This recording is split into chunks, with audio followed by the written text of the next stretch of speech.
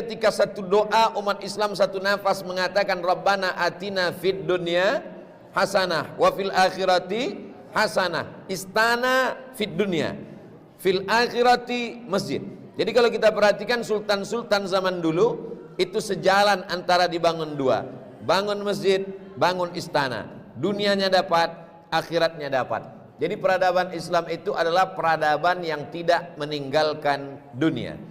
Jadi kalau ada orang mengatakan kita bangun masjid, masalah dunia ini kita serahkan saja kepada siapapun, ini tidak sesuai dengan peradaban Islam. Nabi Muhammad SAW tidak ada membangun istana, Ustaz Somad. Nabi bukan sultan, Nabi bukan raja, tapi syarat-syarat sultan ada pada Nabi.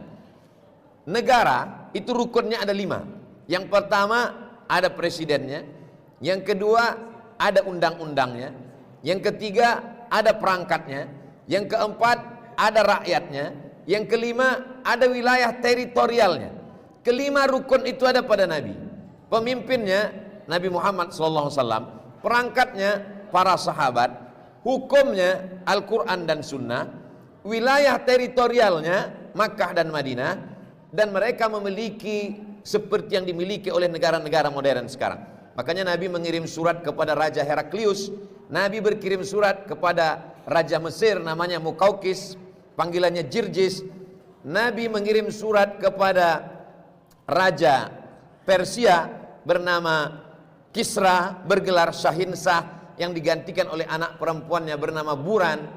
Lalu kemudian karena anak perempuannya ini tidak punya keahlian politik, akhirnya Persia hancur. Kata Nabi ketika Buran diangkat, lan yufliha qaumun wallau amrahum imra'ah. Tidak akan beruntung suatu kaum kalau dipimpin oleh perempuan. Hadis ini biasanya keluar kalau sudah dekat-dekat pilkada dan pileg. Kronologis hadis itu adalah ketika orang Persia mengangkat anak dari Syahinsah Kisra yang tidak punya keahlian politik, tapi karena mereka menganut paham monarki, setelah bapaknya mati otomatis diangkat anaknya walaupun tidak punya keahlian sama sekali. Tapi tidak terjadi pada Nabi Muhammad SAW. Ketika Nabi Muhammad meninggal, maka sahabat-sahabat berkumpul di Saqifah Bani Sa'idah. Jadi kalau kita menghadap ke arah kiblat, makam Nabi di sebelah kiri, di sebelah kanan mimbar, jalan terus ke tepi pintu Masjid Nabawi, itu di sebelah kanan ada satu tanah kosong yang tidak dibangun hotel.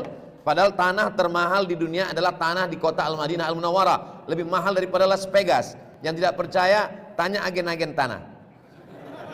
Jadi ada satu tempat lokasi yang tetap dibiarkan tanam-tanaman kurma bunga tumbuh. Disitulah peristiwa pengangkatan Sayyidina Abu Bakar Siddiq. Masing-masing sahabat punya calon. Kata orang-orang yang datang dari kota Makkah, kami orang Makkah, orang Quraisy. Dalam hadis dikatakan bahwa yang mulia orang Quraisy, kami punya calon, calon kami adalah Umar bin Khattab. Kata orang Madinah, kami juga punya calon, tanah ini punya kami. Kami sebagai orang Madinah yang menolong Rasulullah juga punya calon. Nama calonnya Sa'ad bin Ubadah. Peristiwa dua kelompok punya calon untuk diangkat menjadi pemimpin itu terjadi ketika Rasul SAW meninggal. Sedangkan orang Barat Eropa baru paham tentang demokrasi 1500, baru 500 tahun yang lalu. Itu disebut dengan masa Renaissance. Jadi kalau Nabi Muhammad itu lahirnya 571, maka pada tahun sekitar 600 sekian, abad ke-7 Masehi, Nabi Muhammad sudah membangun peradaban yang disebut dengan sistem syura, mengangkat pemimpin berdasarkan musyawarah.